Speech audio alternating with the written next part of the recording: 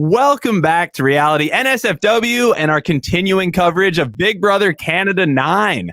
I'm Zack Hacker. I'm joined as always by Brent Wolgamott. And you know what? This week has been really chaotic. We need another mind to come in and help us make sense of all this. So we're bringing in Bobby Goodsby. Bobby, how are you doing?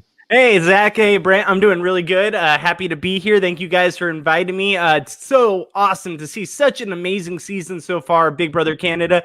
We've needed this after, a couple of years, a little bit of a lull, especially all of last year. This is the exact entertainment we've been desiring, and I'm happy to be here to talk all about it with you guys. Yeah, this was another great week. I was just saying before we went live, I work a full-time job. Keeping up with these feeds is normally not a problem. This week, it was impossible. Yeah. It was so much fun, though. Brent, how's your week been? How are you feeling about Big Brother Canada? I just want to correct you. This has not been an amazing week. This has been the week in Big Brother Canada. This has been an amazing fucking week for the Big Brother universe as a whole. Like, Bobby, you were a fan of Big Brother. I know, Zach, you're too, but like we watch the feeds all the time. Like I did it for 6 years at RHAP. Like, Big Brother needs this. Big Brother needs a win, okay? Because Big Brother has been really stale lately. It really has. Like, I don't know what's wrong with modern Big Brother, but it just seems like the seasons have been such snoozes with these big alliances that march to the end. And I know I talked about it at RHAP about the fact that it seems like we have the worst luck with the competitions, but it after it happens over and over and over again, it has to be more than that. It has to be the casting. And I think you take a look at the people they put in this house, a real cross-section of North America, from people from all different walks of life, races, religions, cultures, and you put them in and you get this amazing concoction of whatever we're getting, which is Big Brother Canada 9. And I'm absolutely loving it. So thank you to the producers. Thank you to Arissa Cox for setting a new standard for casting, because I don't know where they found people like Latoya and Victoria, but God bless them, because we needed this. And Big Brother did too. Yeah, while we're giving out the blessings, have we ever had an episode of Big Brother Canada or Big Brother period that ended like this? I think a couple times. I want to say that there have been a couple times where they've held stuff over. And this was even weirder that they held stuff over, because they, as you heard in the episode, for those of you who are not aware, when they said 1 hour until the veto ceremony, that was a day early. That was on Sunday. Normally the veto ceremony happens on Monday, but for some reason, out of the blue, they did the veto ceremony on Sunday. So this was even earlier than what they normally did. So there really should not have been a need for a cliffhanger here. But obviously, I will give credit to the editors. In my wildest dreams, did not imagine, and by the way, we're going to keep it spoiler-free for the first part of the episode, then we're going to quickly move to the spoiler-ish part of the episode, because I don't think I can contain myself for much longer, Zach. But for real, I will give credit to the editors, because I did not think we were going to get both Victoria HOH conversations in this episode. I thought we were going to get a condensed one-shot version of what really happened, and this is how nuts it was in the HOH room, and they're still not showing you everything. This went on for like an hour, through both conversations. So like I'm just thrilled that we're getting it, but also a little bit annoyed that they couldn't fit in the veto ceremony. But on the other hand, if this is the amazing editing that we're getting, they did a pretty good job. I mean, I could have done without Skip the Dishes, but I understand why they had to put Braden's dumbass in there. And I understand why they had to put a couple of other things in there. At least we didn't get the fashion show right away, because if they would have X-nayed some of the fashion stuff, or some of the strategic stuff for the fashion stuff, I think I would have been PO'd. But we got a lot of strategic talk. You get to see Victoria's mind for the most part, even though it's really hard to follow. And I'm cool with the way this episode ended. Yeah. Yeah, I was passing the blessings because there was so much to get to. And I'm so glad that they called an audible on the edit and said, no, we'll just do that next time. Although I do wonder what's going to happen when next time there's still so much shit. And now we have to get an eviction and a POV ceremony and all that other stuff going on. But that's a good spot to be in. Yeah, I will say, and while I'm talking about weird endings with episodes, let's also, I don't do episodes on Mondays, but I do want to talk about the fact that Big Brother Canada, I don't know what the fuck you're doing with these weird HOH competitions where they end, on Thursday, and then we have to wait until Monday's episode to see who the HOH is. Like, by then, it's a complete letdown. By then, we already knew who the noms were, who the HOH was, and also what happened with the POV, who won the POV, and if they used it or not. We knew all of that before Big Brother Canada actually showed us the results of the HOH competition. So stop doing that. I've been talking about this for years. Stop showing the HOH competition completion on Monday's episode or on the next episode. Just finish it on Thursday. That's it. Like, don't reinvent the wheel. This is how Big Brother's been done for years. All you have to do is just show us who won HOH and scene. That's all you have to do. And they, for some reason, they failed to do it. But anyway, I don't want to beat up on them too much because it's been a fantastic season so far. Yeah. Well, let's get into this episode. I guess we got to move quick because Brent wants to go into spoilers. So we come in and Kiefer is really throwing himself under the bus here. Bobby, what are your thoughts on Kiefer's game right now? Oh my gosh, Kiefer, this guy is all over the place. Like when he first came into the house, he was voted in by Canada. You know, the viewers wanted to see what this guy could bring to the table because he looks like, you know, a fun-loving, goofy guy that's really, you know, hardcore set in his beliefs and what he stands for, and that's really awesome to watch and to see. So we are excited about him coming to this house. But since then, man, I feel like he's been stepping on his own toes every single step of the way. And to get to where he's at now, I will say this: I do like his approach this week because this week he did what he needed to do to survive, and I think that had he played it the other way and continue to be a little bit stronger, I feel like there's a chance he could survive this. And I feel like there's a chance that the way we're seeing him play his game where he's kind of down on his luck, you know, I deserve this. This is what happens to me because, you know, I was in the wrong. I think it's a great approach where he's at right now. Now, I don't think it's going to work every week, but this week, I think it's a great strategy going forward. But up to this point, I've been kind of shaking my head at his game. Yeah, I've also been shaking my head. Zach, I see you getting ready to talk, but I just have to say, like, there's so many people who are letting me down, and Kiefer is one of those people. Like, watching him play the games in such a messy way. And look, if you're messy and entertaining, I'm all for it. But he's messy and a little boring. He's messy and a little whiny, and I'm not here for it. He had an opportunity. Like, he's so full of shit. Let's just talk about this episode. So this episode, he's going to Ro and Kyle and saying, you know, hey, look, I was on your side. You saw, I voted with you. I was on your side the whole time. That is a complete and utter lie. He is the one himself. He is the one who started this whole plan. He is the one who went to Josh and said, hey, if you go to these people, and who just happened to be like 5 of the 6 people in his alliance, the Sunsetters, if you go to these people and you say, hey, you know, I'll do this for you and I won't put you guys up, and Ro will, and you know he's coming after you, like, keep me. And like, I mean, that was all because of Kiefer. All of it was because of Kiefer. So while he's handing out, you know, oh, I'm sorry I did that, he really should have given one to Ro and Kyle because they knew. That was the thing. Ro and Kyle knew that Kiefer was more involved in the flip than he's letting on. He's really digging a hole with them, and I know that he may get out of this week with the current HOH Victoria, but there were so many other people in the house who probably want his ass on a platter. I know that maybe he's going to get out of it, but I still don't like his game. And also, he's not that entertaining. Also, I heard him say on the feeds that because Damien was Canada's favorite, that he knew he was going to be Canada's favorite. I'm sorry, honey, you ain't no Damien. I know Damien. I served with Damien, and you ain't no Damien. Okay, so there you go. That was a Democratic debate, Lloyd Benson reference there. But for those of you who are much younger than me, I'm sorry, you're not going to get it. That would include me. So I don't know what we're doing. You never heard of that? Lloyd Benson in the Democratic debate said, you know, I served Jack Kennedy. You're no Jack Kennedy. You know, you never saw. Oh, my God. Zach, who are you? I'm sorry. Come on. Yeah, we were talking before we went live that all of us could be in the pre-90s club, but yes. I still don't get that reference. I'm sorry. Hey, we're just on the outskirts of pre-90s club, so we're right there. Right. You know, speaking of Kiefer, I think one of the other subplots this week that we're keeping an eye on is who killed the Sunsetters. I blame Kiefer almost entirely. I think he's the reason this alliance fell apart. Is that fair?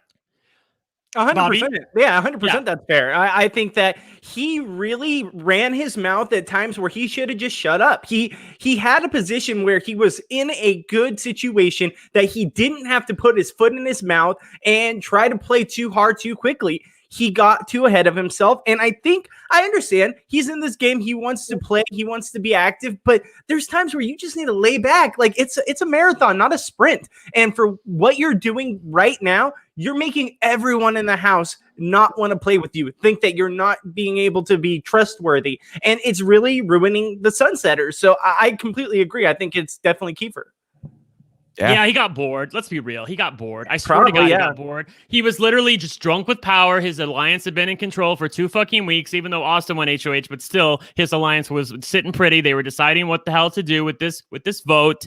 They weren't nominated after he won the veto and got off the block. And I think he was just drunk with power. And he's feeling himself after winning the POV. And he screwed up and decided to say, hey, he was literally like, he got a wild hair up his ass and went to Josh and was like, hey, like, let's make a play. Let's do this. You could go to these people. And then, of course, he was like backtracking with his alliance because he exposed his alliance. Of course, his alliance got upset because he basically named his entire alliance for Josh to go to.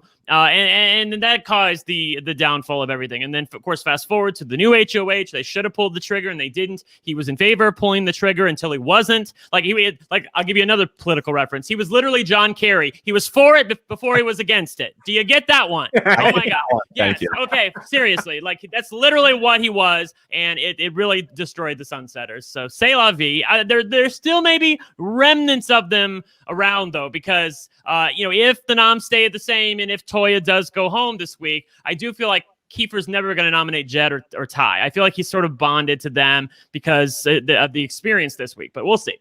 Oh, and I don't think he has a choice. As we see in the pantry conversation, Rohan and Kyle come in, and they're coming in hot. I saw people on Twitter left and right. They're so mad at how so-and-so's talking to everyone. I basically understand where everyone's coming from. I understand why everyone's upset in the pantry. I'm not irritated with how any of them are talking to each other because I get the passion and I get the emotion. And I appreciate how everyone apologized at the end of this. And at the same time, this isn't good for anyone's game. This is a pretty ugly scene for all of them. And they're all playing so messy in that pantry conversation, except for quite lovely Tina and Tara, who just skedaddle out the back door and do not involve themselves. That's really the next thing we see, which is Tina starting to drift from the Sunsetters. She's playing the middle with Tara. What are your thoughts on Tina's game right now? We underestimated her, I think, massively from the start. I think she's doing quite well. Where are you falling on the Tina barometer? Yeah, I think, Bobby, go ahead. Yeah, I think Tina has been fantastic to watch. She has completely done a 180 in my mind of what I thought she was going to be at the beginning of the season. The fact that she's able to play this middle, and she was one of the heads of the Sunsetters, going and slowly moving her way into the other group and really making an impact there as well. She is playing the middle perfectly, and I can see a long game approach for her. I think that Tina, if anyone, is the person, in my opinion, that can outlast any of these storms. That she's not causing any waves, and I think that Tara's kind of riding her coattails, trying to hold on for dear life, being like, okay, I like where this is going, let's go with it, and has no idea the work that Tina is putting in the behind the scenes situation. So I think Tina's doing a fantastic job. Yeah, I think she's doing a good job. I wouldn't say that she's been doing a fantastic job, though, because if she was doing a fantastic job, you wouldn't have Jed and Ty saying that it's odd that Tina has deserted us this week. Like, she's totally let her relationship with the Sunsetters visibly drift. Like, it's one thing if you're in your own head, you're like, you know what, I'm going to drift away from them a little bit. I'm going to play the middle a little bit. But part of that is pretending to everybody that you're on their side. But Jed and Ty and Toya and Beth are all aware of the fact that Tina has drifted. They're like, that really sucks. That sucks, the fact that she has drifted away from us. I wish there was something we could do about it. Now, they recognize that there's nothing that they can do about it because obviously if they take a shot at the floaters in the middle, then people like Kyle and Ro and Austin and Braden and Vic are going to come after them. Basically it would be a one-way ceasefire and it's not going to work. So they know there's nothing they can do about Tina and Tara right now, specifically Tina, and basically deserting them. But I do think, though, that if this is a reflection about her game in the long term, I worry a little bit that she has the goods to make it to the end of the game, Bobby, because she's really let it slip. Like, she's had so much power and she doesn't use that power. And then now that she has less power than she did, I still don't think she's managing her relationships effectively in a way that's going to get her to the end of the game. She's safe for now, but if the house reorganizes itself again, I think that she could be in some hot water. And also, I don't want to give any kudos to Tara whatsoever, who is literally like in another universe. Yeah. She was literally in another fucking universe and has lucked herself into one of the best spots in the game. So, good on you. Congrats. But I don't even know what the hell you did to do it. Well, and I will say this, the reason why I'm higher on Tina is because I think this is a game she needs to play early. I'm not saying that she's playing a perfect game right now, but I love her game because of the fact that I think it has longevity. I think that she can use this way of thinking and playing to get her further in the game and then really turn it on towards the end because she'll have those connections. Now, what she did with the Sunsetters, it wasn't perfect. It was sloppy, but I do think that she's making the right moves now to set her up in the future. Yeah, I would agree. I like what Tina's doing, other than, I think it's too much, maybe a little bit. But in a game where this is ever shifting, right? The alliances that we had last week are completely no more.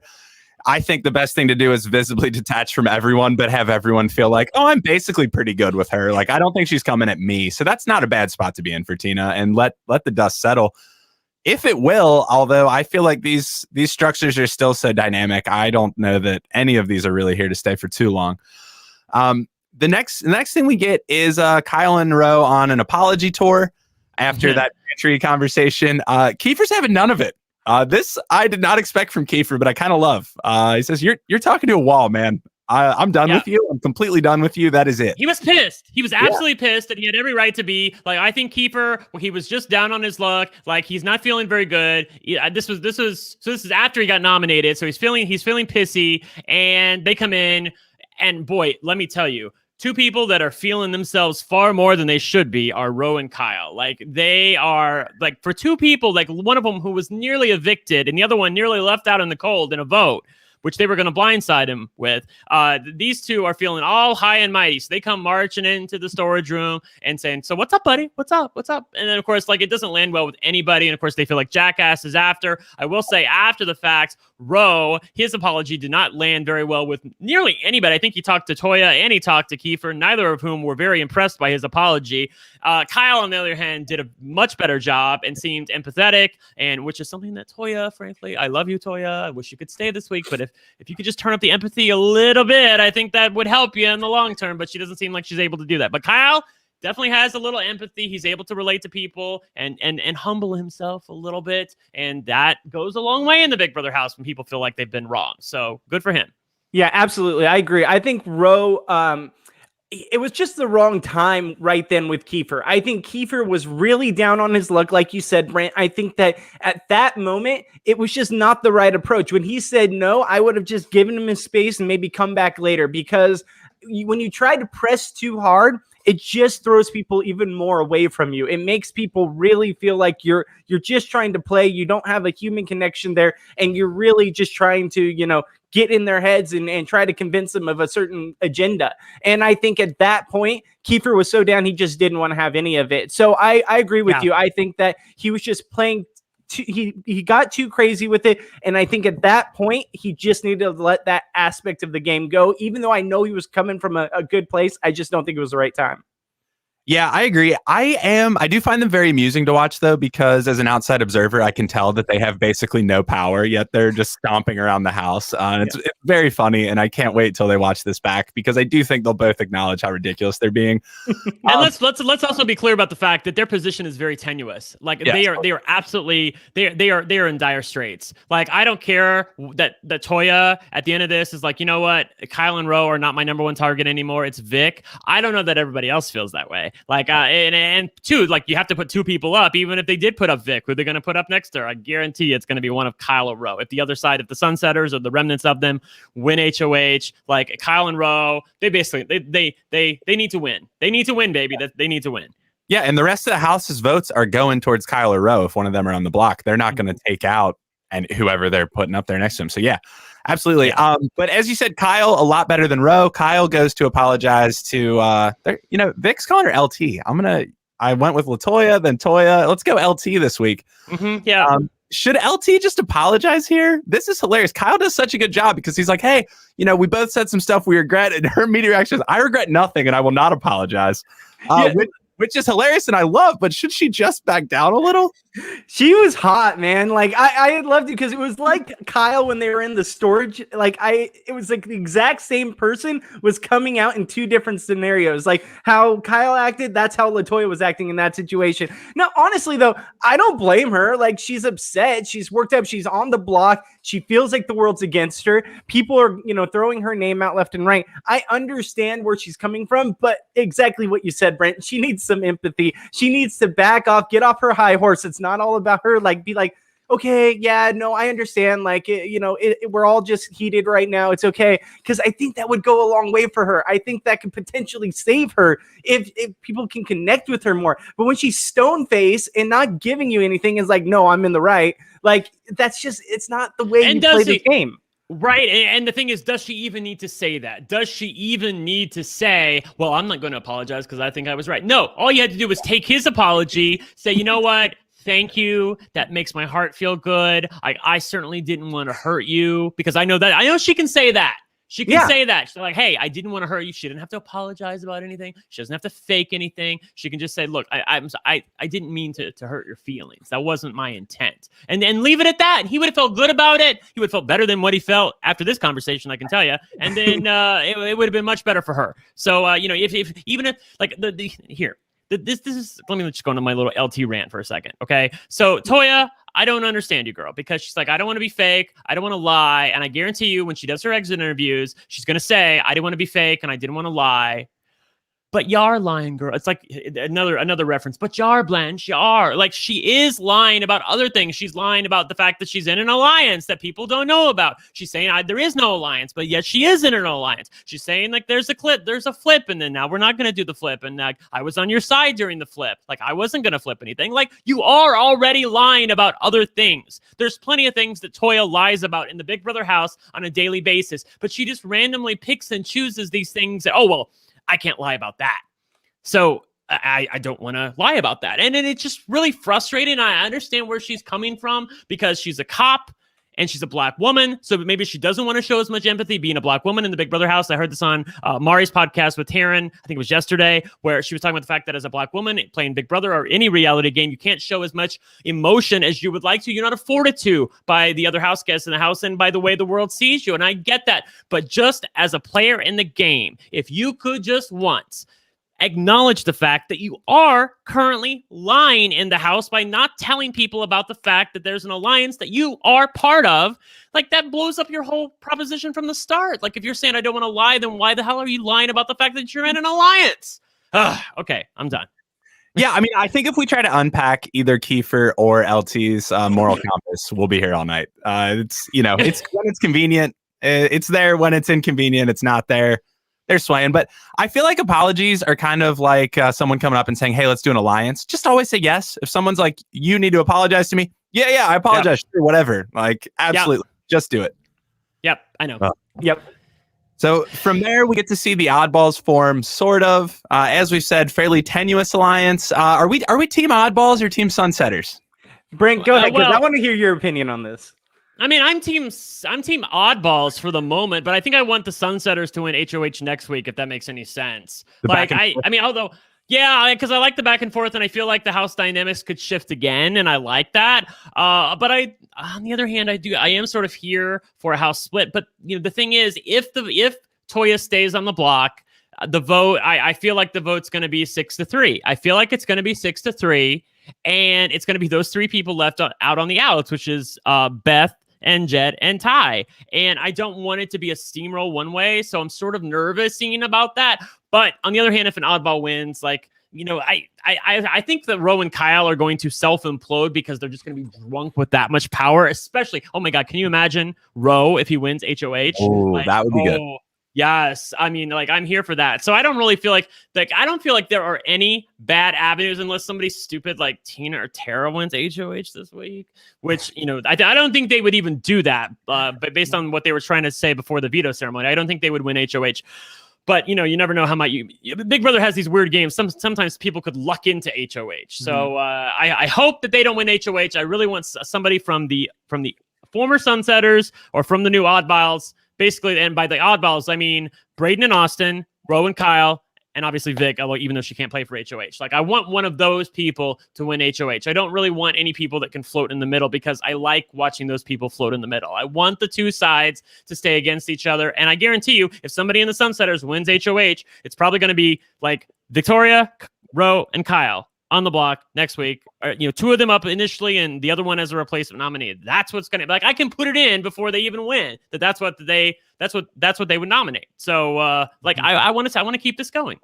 Yeah, no, and I wanted to hear your opinion just because I know how much you love LT. I was curious if your loyalty was Sunsetters or what, but the thing is, like, while we talk about that, like, I love Latoya. I love Toya. I just don't think we see many people like her on our Big Brother screens. We just don't see women like her, and I don't want her to go. But I also love Victoria. She's fantastic. She's fantastic casting. So I don't want her to go either. So the only way we're going to get what we want this week, excluding some weird power from the ball pit that comes into play, is for the votes to switch if the nominations stay the same and for Kiefer to go this week. So I don't know. It's just a big mess. And I feel like either way, no matter what, I'm going to get my heart broken this week. I think for me, like, I have never done such a huge flip on my opinion of someone in a 1 week period from week 1 to week 2 than I have on Victoria.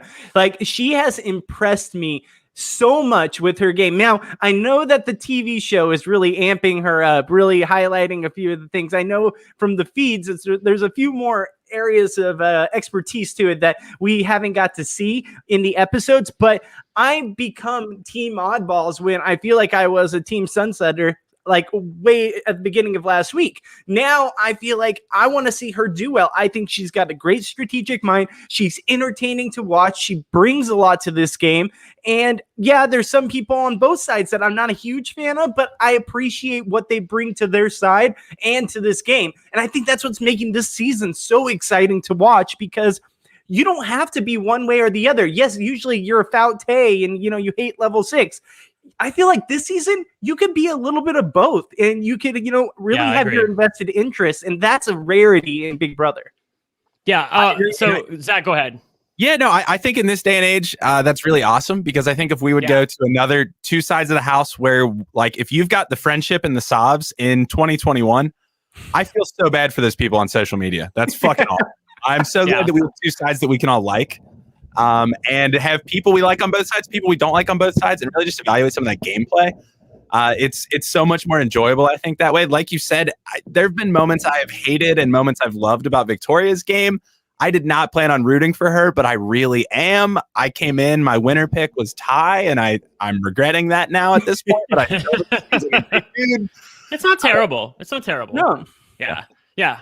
Okay, so since we're talking about her, can we just talk about Victoria? Because I feel like I'm a lot higher on Victoria than other people on other podcasts, because they're really dogging her out on other podcasts. And like, there's some people that acknowledge the fact that she's entertaining. And of course, she is entertaining. But I actually think that strategically, she's better than they're giving her credit for. And I know that some of her schemes are sort of oddball, but you know what? She's taking this game by the balls, and she's playing it the way she wants to play it. And I guarantee you, if she gets to the end, she's going to be a winner. She will be a winner, because people are going to be like, you know what? At least she played the game. At least she came out here and did what she wanted. You know what she did then?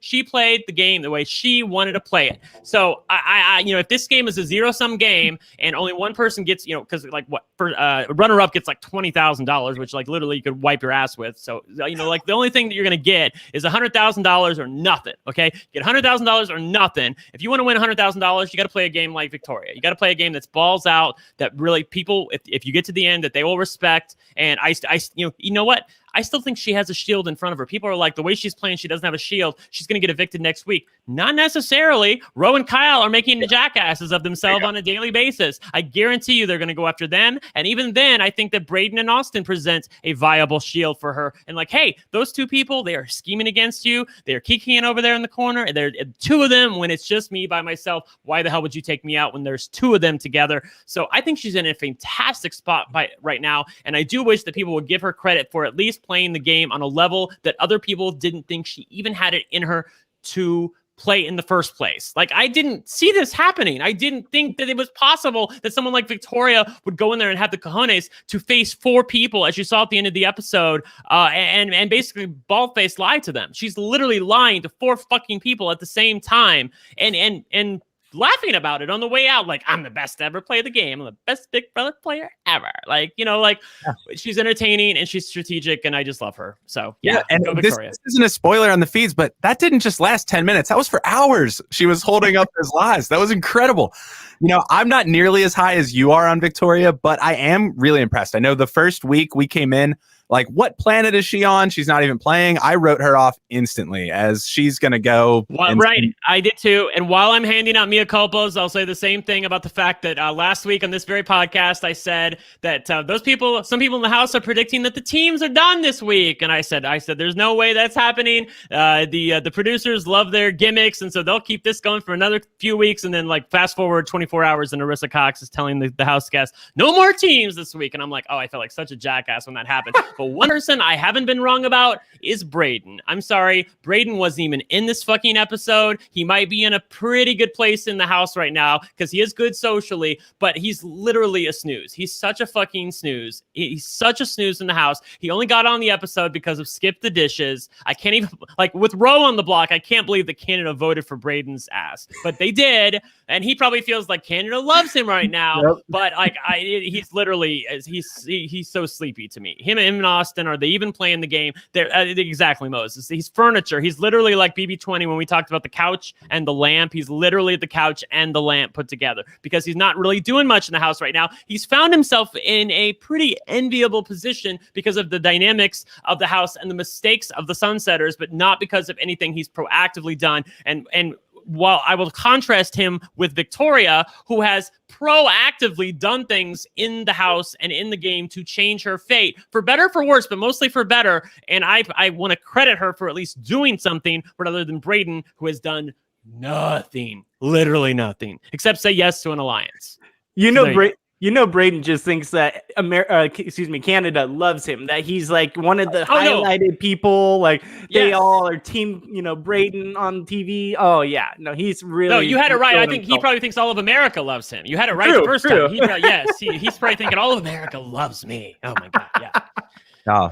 Well, Braden and Austin are the main reason I will concede your points about Victoria potentially winning, because if she gets to the end with the group she's with, yeah, she's probably my tip to win out of that group because Braden's and not. Tara, I think she beats Tara. I think she's got an outside shot to beat somebody like Tina. I'm sorry. I feel like people would be resentful of the fact that Tina just up and left them. And if I guarantee if Tina's done this to the Sunsetters, whatever alliance she's a part of next, she's going to leave them too. She's going to jump around a little bit. She's fine sleeping in a lot of different beds, and good for her. But people remember stuff like that, and they get their feelings hurt when stuff like that happens. So I think that people are like, well, if Tina gets to the end, she's going to win. I'm like, I don't necessarily see it. Like, she's in a good position now, but I guess I'm lower on you. I'm lower on Tina than you are, Bobby, because I guess I see the potential and then I see some of the results of her work, and I don't think she does a very good job managing her relationships, and thus I'm a little bit lower on her. But it's still a long season though. Yeah, I totally understand. That's my approach too. Is I like what I see now,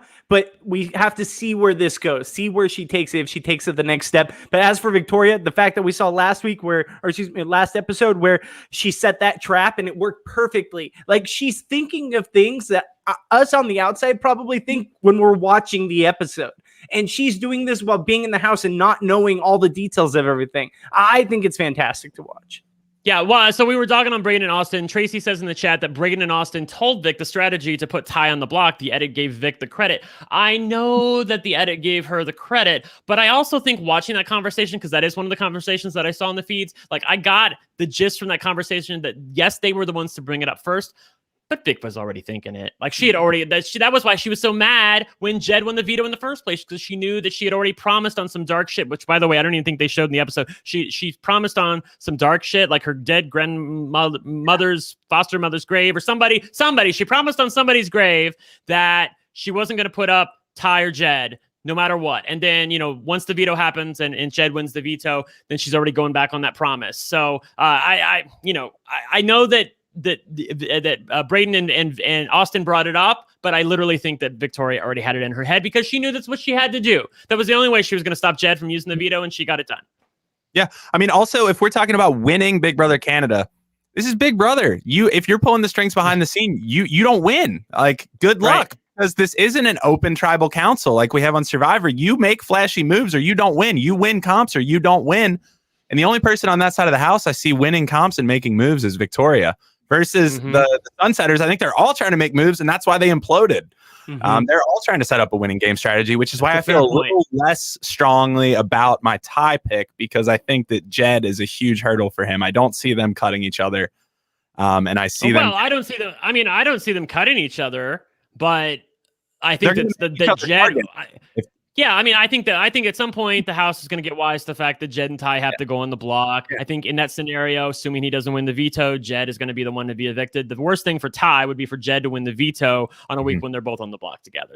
Because Ty is much more amiable in the house. He's much more social in the house. People like him more, and he's also people notice that Jed is smart and retains information because he kind of like lets it out of the bag here and there, but Ty not so much. So I do feel like the Jed would always go in that scenario and Ty would stay. So once that happens, I feel like he's golden. So I think your pick isn't terrible. If best case scenario for Ty is he's the last Sunsetter standing, like I think that if he can get there and he's the last one standing, I think they'll take shots at each other before they really finish him off and take out Ty. I think Ty has legs in this game. If he doesn't get caught up in being, the target because someone wins power of veto or because of something flips in the house, I think that if he can get there and say that side gets wiped out, I still think he has a chance in this game to go far. I concur. Yeah, I hope so. Speaking of the veto, we get to the veto draw and the competition. Nothing really to note from the veto draw, except for Jed and Ty massively celebrating. They got pulled. Almost like they didn't envision a scenario where the other one would be their place. A bad look for their game. Look, that's the thing, though. I see both sides of this because, like, of course you're like, you idiots. Like, how can you not see that obviously she wants her nominations to stay the same?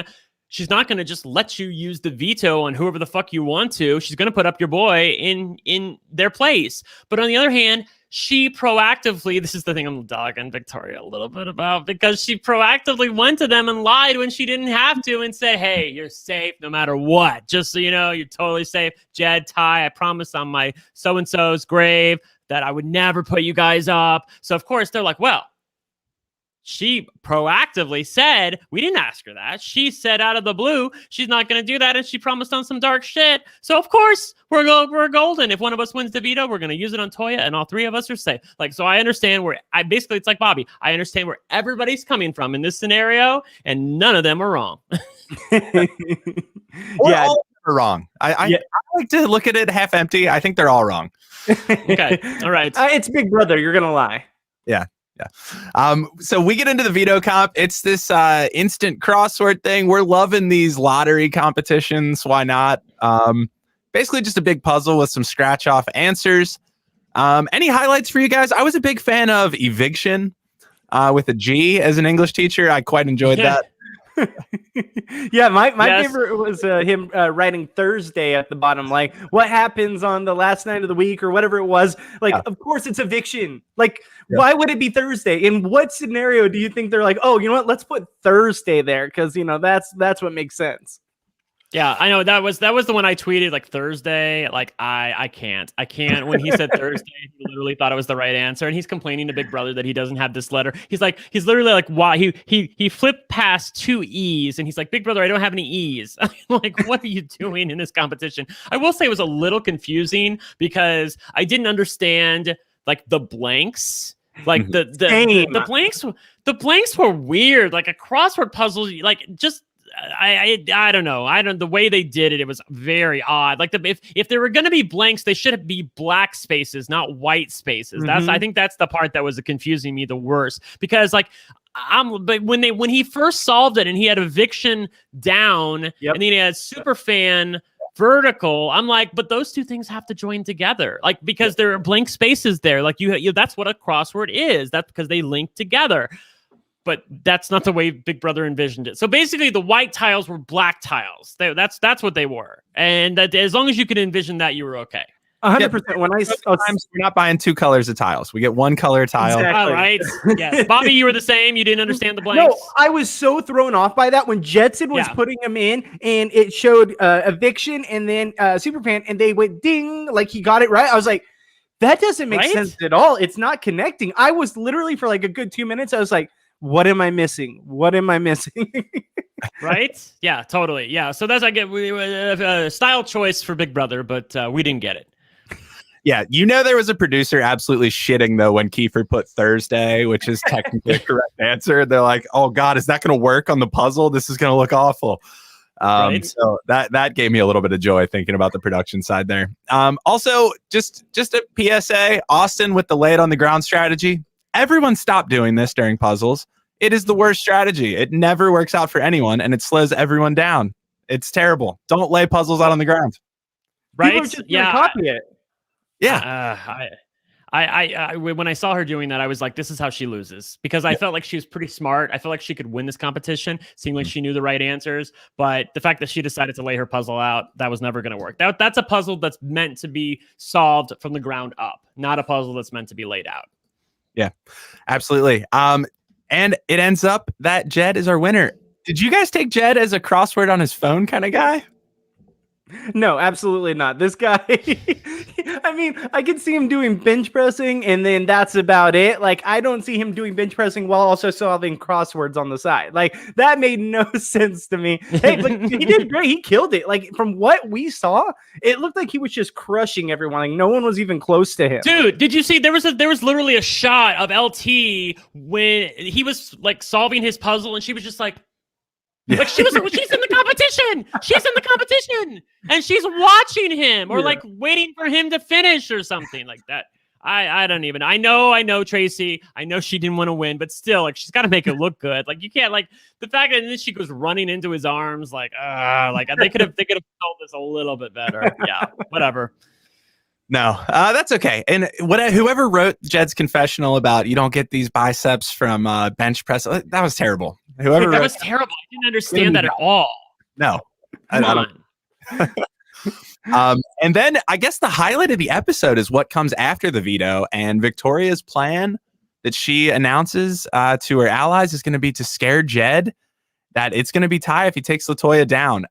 Do you, Brent, like the strategy for HOHs to threaten the POV holder with putting their closest friend on the block if they use it? No, obviously not. This is not what she should have done. What she should have done is said, look, all she had to do was this. Okay, repeat after me. All she had to do was say, look, these are my nominations, Jed and Ty. I love you guys. I would never put you guys up, but all I ask in return is that you respect my nominations. Respect my nominations, and we're good. Because then they know if they don't respect her nominations, then she's got carte blanche to do whatever she wants. So at that point, she would have been fine. That's all she had to do was say, respect my nominations. I don't want them to change. Instead, she let them believe that they could take Toya down. You saw them celebrating. I even tweeted about it. Like, it was so heartbreaking and yet funny at the same time, watching those two boys celebrate in the bedroom when they had both been picked for the veto competition. And they were like, we got this. And I'm like, God, I know how this ends, and you were so happy, and those were the days, and you're not going to be happy in about another 45 minutes. But yeah, also all Victoria had to do was just be a little, you know how she's proactive about the lines? She needed to be a little proactive about telling the truth and say, you know what? I don't want my nominations to change. Just don't use the veto. Jed, Ty, if I don't put you up, if I promise not to put you up, you can promise me that, right? And they'd be like, oh, sure. We won't use the veto. Okay, good. Then you're golden. Then nothing happens. You don't have to do this bullshit and sit in there for 4 hours spinning some story about the fact that who's your real target and why you got to threaten to put Ty up and then threatening to put Beth up. But on the other hand, the super fan, the TV watcher in me is like, bless you, Victoria, for being so freaking messy that you didn't do it that way. And we get to watch this insanity for an entire week. You're 100% right. Like, that's all she had to do. And that situation would have perfectly laid out in front of her if it would have gone exactly according to plan, because those guys don't want to see either one of them in trouble. So if they would have gone back and realized, okay, well, if we do this move, then we could be screwing each other over. Let's just not do it. Let's respect her wishes and play it out as it goes. So I agree with you, but it made for really good TV. So, and the fact that we got to see the wheels turn in her head of how she could backtrack and try to play this out. This is where I'm talking about when I say we don't see everything on the episode as to what's going on the live feeds, because there's moments like that where it's a little messy It's a little all over the place, but man, is it fun to watch. And they really like to make it seem like Victoria is just a strategic mastermind when it comes to the TV episode. But I'm not saying she's bad. I'm not by any means saying that. I think she's fantastic, but I don't think it's as clean cut as what we see on the TV.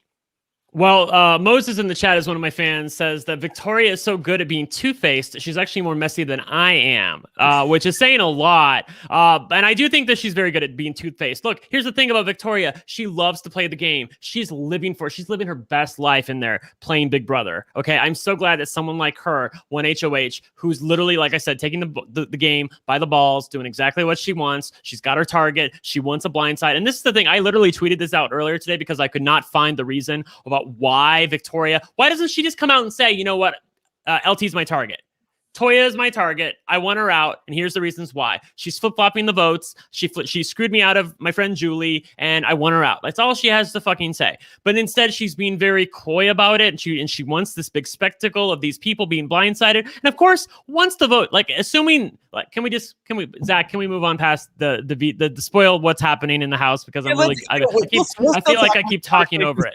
You know what? These conversations are no fun to talk about without the spoilers. So yeah, from this point on, I don't have any sound effects. What do I got? Well, we're not even hearing them, so that's fine. So if you don't want to hear live feed spoilers, what's wrong with you? But see you next week. Yeah, right. Okay, so obviously the results of the veto ceremony are in, and Jed did not use the power of veto. Like, Victoria got what she wanted. She threatened him by putting Ty up, and he felt like he couldn't use it. I think there was a part of him that wanted to just do what Toya said and say, well, you know, screw you, because it did kind of make him look like he's her bitch when she like threatens to put up Ty, and he's like, oh, well, I guess I can't use it now. So I think there's definitely a part of him that wanted to use the veto. Obviously, like, the bigger part of him wanted to use the veto because he loves Toya and he wants her to stay. But Victoria has successfully, at least in their minds, convinced him that Toya isn't the target, and Ty would have went up as the replacement nominee. So the veto was not used. It was a day early. It was really weird. By the way, I know early in the show I said I'm glad they didn't show the fashion show instead of some of these strategic conversations, but obviously the fashion show happened on Monday. So so they only basically showed up. They only showed us up until Sunday in this episode. So obviously the fashion show hasn't even happened yet. The fashion show, by the way, for those of you who don't watch the live feeds, just something funny that the house guests did in the house that was, I thought they were going to fill the episode with, but unfortunately, fortunately for us, they gave us lots of strategic talk that we actually get to sink our teeth into. So the veto, not used. Toya remains on the block with Kiefer, and like I said, Victoria wants this big moment where she like is saying that Kiefer is the target, but secretly behind the scenes she's got everybody voting for Toya, and the votes are going to come in on Thursday night, assuming this cat isn't let out of the bag, and it's going to be 6-3, and Jed, Ty, and Beth are going to be on the outs. They're going to be voting the wrong way. It's going to be 6-3 with Tina and Tara deciding what to do, and they want to keep Kiefer. They're in an alliance now, by the way. Tara, Tina, and Kiefer are in an alliance called the Pre-90s, but I'm getting ahead of myself. The point being that Victoria is going to get what she wants, which is a 6-3 blindside of Toya. Toya is going to be out of the house on Thursday. But the thing that it's crazy to me is that in doing so, Victoria, girl, like, somehow she thinks that this is going to maybe half bring her closer to Ty and Jed because she gets the pretense of still working with them. But it's going to come out that you are behind this the entire time. Like, once your HOH is gone, like, the house guests have no reason to keep your secret anymore. Like, in fact, I can't even believe it's not out of the bag at this point, considering she's already named, or considering the veto ceremony has already taken place. So it's sort of amazing to me that all of these people like Braden and Austin and Ro and Kyle are going to blindside Jed and Ty and Beth. But I'm glad they're gonna. So let's see what happens on Thursday. I know you speculated that this could be out of some jealousy, that she wants to be the one who's in with them instead of Latoya. I think the producers agree. If you notice, the producers left in that jealousy storyline tonight in the episode. There could be no reason for that other than, they see that as Victoria's motivating move, because there was no reason for that discussion to even be involved. Yeah, and the one thing I also would say about that is, I was shocked that they didn't put the scene with them dressing up and all that in the episode, because we saw it in the preview. When do you ever see that in the preview, but yet it's not in the actual episode? That's why I got confused. And now they're going to fit that in with everything that we're seeing in the to be continued as well. The next episode is going to be insane. How are they going to fit everything in? But yeah, I don't know. Sorry, go ahead, Brent. That I had to get that in there before I forgot about it. No, that's a really good point. That's why I got it mixed up, was because they showed it in the preview, and then obviously we're going to get it in the Thursday episode tomorrow. But like I said, I really do want to call out the show too for the fact that for some reason out of nowhere, and I still haven't gotten any explanation about why this happened, the veto ceremony happened a day early. Like I said, it normally happens on Monday. It happened on Sunday, and they gave them an hour notice ahead of time. I thought it was a joke at first, because this was over the live feeds that we heard that it was going to be 1 hour until the veto ceremony. And you're like, this is Sunday. What are they talking about? It's not a fast forward week. It's nothing weird about this week. Why would the veto ceremony be on Sunday? But sure enough, it was. And that was an entire day where something could have changed. Maybe the boys get wind that Beth could have been seriously considered to be the replacement nominee. Maybe they decide they want to save Toya more than Beth. Maybe they're willing to let Beth go up on the block instead of Toya, who's almost sure to be evicted. And that's the other thing. Also, while I'm calling out people, let me call out Jed and Ty for being, these two dum-dums are stupid enough to believe that Toya can sit up on the block and not be evicted when you got people like Kyle and Ro openly antagonistic with her and openly, like, and Victoria, you saw in that conversation in the HOH room, Victoria is openly antagonistic with Toya. Why in the world would she want to keep her at that point? Like, use your fucking heads. It's almost like it's right in front of them and they can't see it. They've gotten close, but still, to this day, to this minute, as far as I'm aware, they still believe that that Kiefer's going to be going home. And it's because of a confluence of events that are happening that I can't explain. Like I said, people like Braden and Austin and Kyle and Ro are keeping the secret. People like Kiefer, who knows what's up, he's acting like he's going to go home. So they've been lulled into a sense of security. Toya isn't even fighting at this point, seemingly because she thinks she has the votes to stay. So it's inexplicable to me. It's completely insane to me because Latoya's immediate instincts that we saw on the show was calling Victoria's bluff, saying, no, she wants to keep me on the block. That's her whole goal here. I'm her target. We see her saying that over and over again. And one of the things that absolutely amazed me about Latoya and Ty and Jed's conversations and celebrations after Jed won the veto is they're doing this with Kiefer in the room. Like, Kiefer, you're celebrating the fact that Latoya's staying, but that means Kiefer's going home. He's right there. And then when they're talking about like trying to suss out Victoria's bluff, Kiefer is in the room. Like, even if you think that he's going to go home now, it is still in his best interest to now take the information you have just said in front of him and share it with the whole house. And guess who's already been called out on doing that multiple times? Kiefer. Like, that's such a bad move. I don't understand why they feel so comfortable with him. Like, they really believe he's just completely playing dead. Well, I mean, I know he's sort of playing dead, and I know that they celebrated in front of him, but they were thinking, because it had been, I can't remember who said this. I think Victoria had said this at some point, that maybe she would put up Tara, maybe she would put up Braden. She had swore to them that she would not put up Ty or Jed if one of them, if I think she just swore them that she wouldn't put them up on the block. So they think that they can use the veto. So they're all, the Sunsetters are all thinking, look.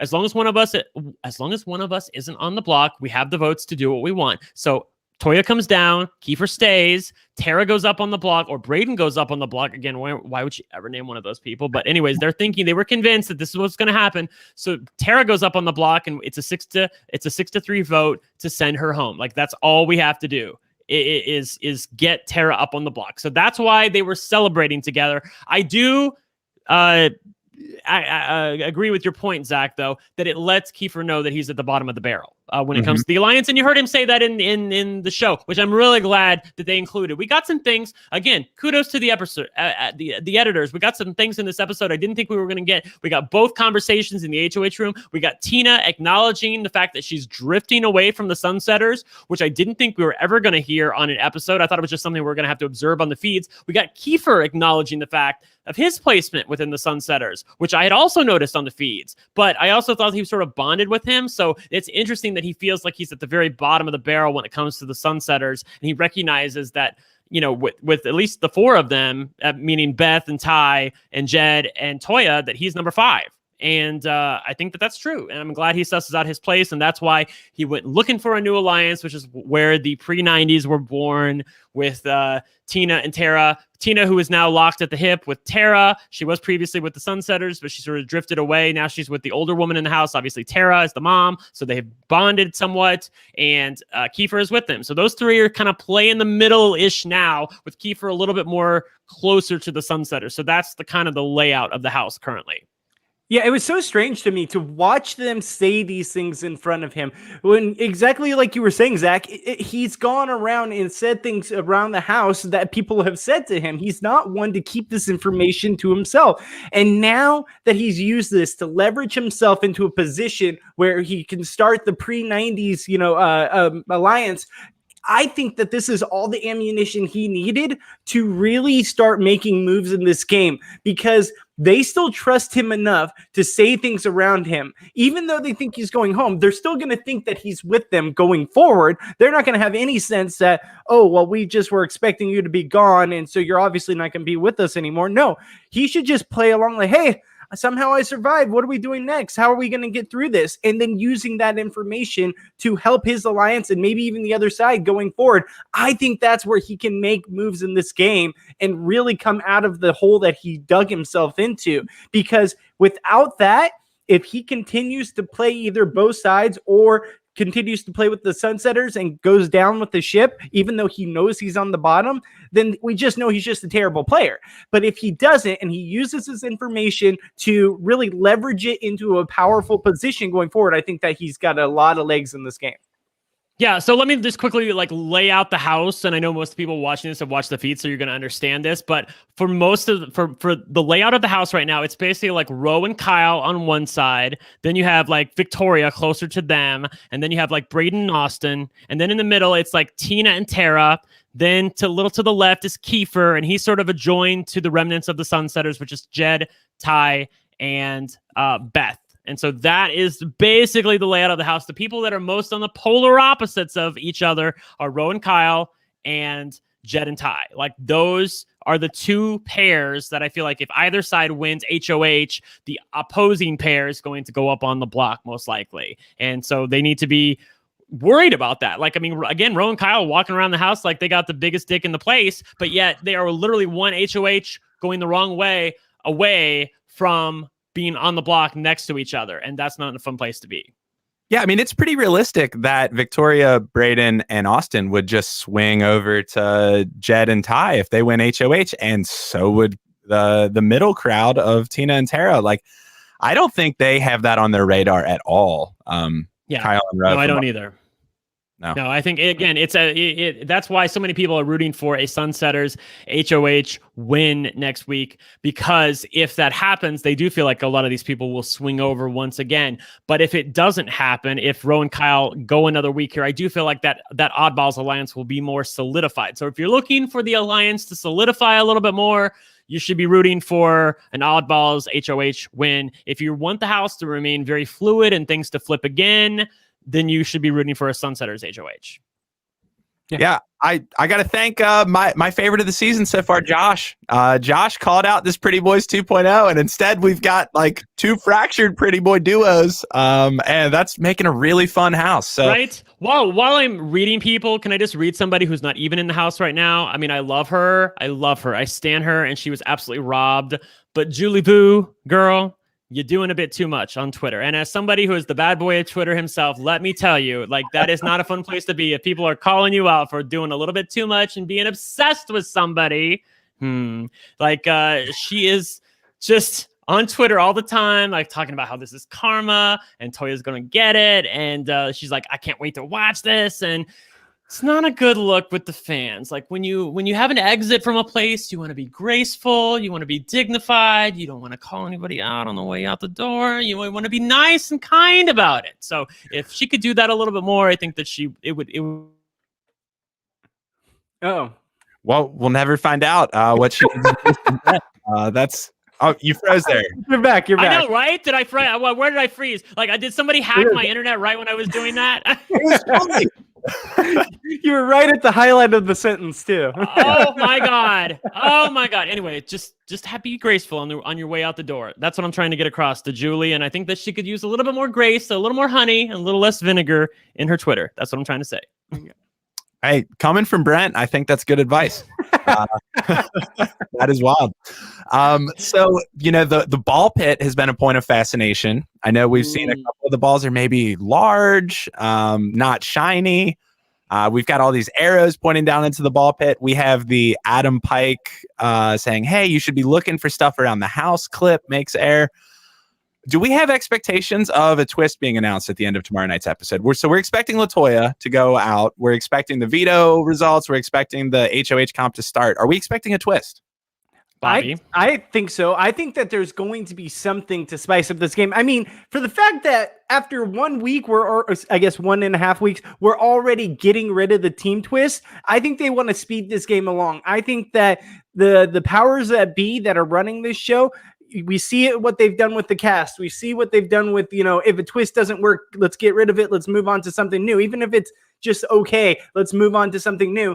I can totally see them throwing a twist in there to really speed up this game or possibly move it. Now, I don't want them to shake it up too much. We like the way this house is flowing right now. I love that it could go two ways, but if it starts to get stale, I'm all for it. Let's go for it. I know, other podcasts don't like twists as much, but I think that would be fantastic for the season. Yeah, especially if it's a twist that's talking about saving Toya, because I'm telling you, we need a miracle right now because she is out the door. She is gone and she doesn't even know it's coming, and that's the worst part, because if she knew it was coming, I feel like then maybe she could at least fight. She could do something. She could show Tina, hey, it's better for me to be on your side than somebody like Kiefer. I'm a bigger target. I'm a better shield than somebody like Kiefer. But right now the votes just aren't there to save her, so she's going to need a miracle, and that miracle needs to come in the form of a power in the ball pit. And I will say that I don't know if they're fucking with us, but Skippy, that's the guy, we don't know his actual name, but the person who runs the feeds, we always call him Skippy, showed us close-ups of a few balls in the ball pit. There was a ball on top that looked definitely different than the other balls. It was very not shiny where the other balls were shiny, and it was a little bigger than the other balls, but it was the same color. And then as Toya was looking in the ball pit for a power, there was a purple ball over in the corner that was sort of buried a little bit, but you could definitely see it, and the camera zoomed in on it as well. So I don't know, like they should be, and I don't know what, because the feeds have cut a couple of times and they've been called out for, I think they even acknowledged the fact that more balls were in the ball pit and Big Brother gave them a stop that. So I don't even know what they can get away with at this point, but if they could, I would just rip open that purple ball. I would rip open that big ball that's not shiny. Like there has to be something in there that can save you, because the show has been pretty quiet so far. And the fact that the team's twist is gone means something else probably came into play. Again, I'm still a gag at the fact that we have started with 14 house guests. Zack, and we've been speculating since the beginning that 2 of Canada's favorites were going to stomp into the house, and I don't think it's going to happen. And also, there's no buyback. Like, Josh and Julie are walking around in the street just like you and me. Mm-hmm. So, I don't even know how they're going to make it to the end of the season with enough house guests. Like, we're not going to get a triple eviction. No. And they love their triple eviction. So, yeah. I don't even know if it's going to be something like a house guest, like a redo week. A house guest walks out and immediately walks back in kind of deal. I don't know. It's going to have to be something, because I've been talking to a lot of BBCAN alum, and I don't think anyone's coming in. Certainly no former players at this point. So that's kind of interesting. Well, that's okay. I mean, I love the current house. It's so crazy because at this point, I'm like, I don't want anybody to come into the house, even though in the past, I would have been in favor of that. But I love the dynamics of the house, and I don't want anybody to come in and to change that. If the house dynamics changes, I want it to do it on its own, not because of some outside influence. But again, we only started with 14 house guests when we normally start with 16, and there's no buyback for the pre-jury. So I'm so confused on what's happening. I'm just praying that there's a way that Toya can survive on Thursday that passes the smell test. And by that, I mean, I want her to survive, but I don't want her to survive by some magic wand coming in and all of a sudden it's like, okay, eviction's canceled. Nothing like that, because that would totally negate everything that Victoria's done. Hey, Big Brother Canada 3 was fun. I don't know what you're talking about. No, don't even I love Big say Brother that. Canada 3. I love Big Brother Canada 3. Yes. Oh, I'm having flashbacks. I remember we did. We did season rankings, and Big Brother Canada 3 was always like was it more at the top than it was in other people's opinions, because I love that winner of that season, and I love the Brittany and Sarah duo. Yeah, but everybody else not so much. So I understand where they're coming from. I understand that people love the winner and all that and everything. I'm sorry, I stopped watching for like 2 weeks once that happened. Like I didn't watch the finale till weeks later because I was just so annoyed. Yeah, I know. I understand. Yeah. But this week, I think there'd be nothing better than the ball pit meme herself, Latoya, being saved by a twist in the ball pit. That would be fantastic. Oh, God.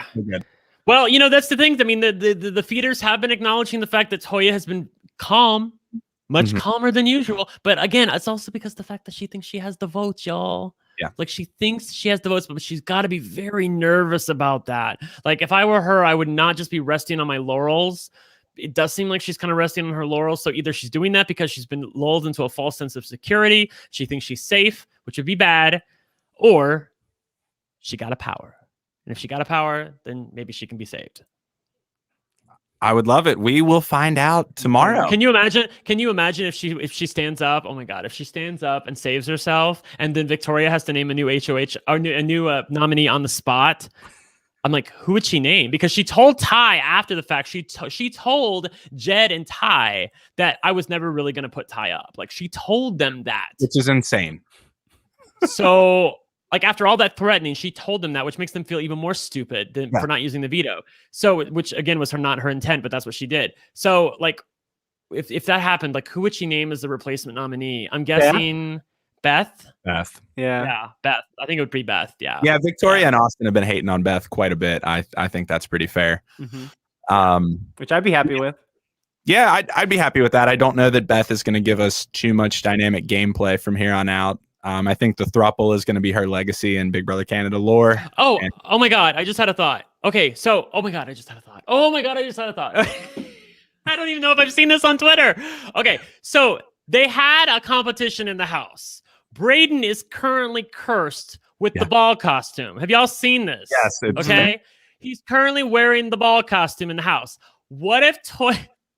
This is too good to imagine. What if Toya found a power that means she gets to trade places with the person wearing the ball costume? I've seen crazier things happen in this house. I'm just saying that would be so great. And Braden's smug ass would have to sit on the block in the ball costume. I think Kiefer probably gets evicted. Yeah. Whatever. Like it would still be amazing. Yeah. Let's go for it. I'm cool with that. Yeah. And it would work. And Bobby, it works with the theme because he's in the ball costume and there's the ball pit. Okay. I'm on board. Let's do it. I want to see Latoya in a costume. She has the exact personality to make that just so much fun to watch her on the feed. So perfect. Right? I think that's what it should be. So she gets to trade places with the person wearing the ball costume, but the downside of the power is that she has to wear the ball costume for the next week. That's what it needs to be. Can you imagine? She might just leave. I don't think she'd be loving that. Brent, you need to go put that out on the Twitterverse right now. Put it out there so that people are thinking it. Just clip this little part of the show and put it on Twitter, and I'll retweet it, and then we can bring it attention to the Arissa Cox who follows me on Twitter. If y'all didn't know, and we can get her to know that this is what should happen. This is how you save Toya. To have her switch places with the person wearing the ball costume. And while we're getting clever with the editing, pull some genius level editing on us and don't let us know she has a power until the eviction and she stands up and then we get the flashback of how we got there. That would be insane. Oh, that would be too good. That would be too good. I think you're asking for too much from Big Brother, but we'll see. Yeah. Right. Yeah, exactly. Oh, well, gosh. I'm excited. Do you guys have anything else? Bobby. No, I appreciate you guys having me on here. This has been a lot of fun just being able to talk about this season. I'm so excited in the trajectory that we're going right now. We've had a couple of dull years. We've had COVID. We've had so much else going on in the world that it's just nice to have this distraction. We had no Survivor, no, other things going on. Now we have something and it's entertaining and it's a cast we've never seen before. Where do you see this kind of diversity anywhere? Like this has been such a blessing to see and to have in our lives that I'm just happy that I have something to look forward to each week, and it's my old show, Big Brother, that I grew up loving because every week I enjoyed it, and now I get that again. I get that feeling again of when I was younger, when the pre-90s of getting to watch Big Brother. So yeah, no, I'm really happy, and thank you guys for having me. Yeah, I'll echo that, Zach. It's been a fantastic 3 weeks podcasting Big Brother Canada with you, but it's because of the show. Like, I mean, the show is just fantastic. The cast is bringing it each and every week, and it's gotten better each and every week. Again, I'm really nervous about the fact that we're going to lose Toya tomorrow because she has been a driver of strategy and of like things moving. Like the game progressing forward has been because of Toya. I know she's made a few mistakes, but I do think that some of the mistakes she's made has been because of the people around her. Like Toya wanted to make the flip to evict Roe. She wanted to do that. Everybody else got cold feet. So I do feel like maybe some of the people that she surrounds herself with maybe aren't serving her the best. But Toya has been fantastic, even though she could use a little bit more empathy. But beyond that, I feel like she's been fantastic casting. So gosh, I am just so excited about it. And it's been fun podcasting. Bobby, thank you for joining us tonight. I really hope you come back because we had a fantastic time with you. And I can't wait to see what happens tomorrow. I'm literally on pins and needles because I love Victoria and I don't want to lose Toya. I'm one of those people who literally loves them both, and I wish there's a way for both of them to stay, but I don't think that's going to happen. So we'll see. Absolutely. No. Brent, Bobby, this has been a blast. Thank you guys, and thank you everybody for watching. It's so great to see how much engagement we're getting on Big Brother Canada. I'm glad everyone is loving it as much as we are. And tomorrow night, live after the episode, I will be joined. Peter Brown is on set this week, so he is not able to join me. But filling in, we've got a really good lineup. I'm going to have Hira from BB8 as well as Joel from BBCAN9. So, yay! That's awesome. Two of my favorite people from Big Brother Canada. That is awesome. I'm so excited. That's going to be a great show tomorrow. Thank you so much. Yeah, awesome. Good night, everybody. We'll see you then.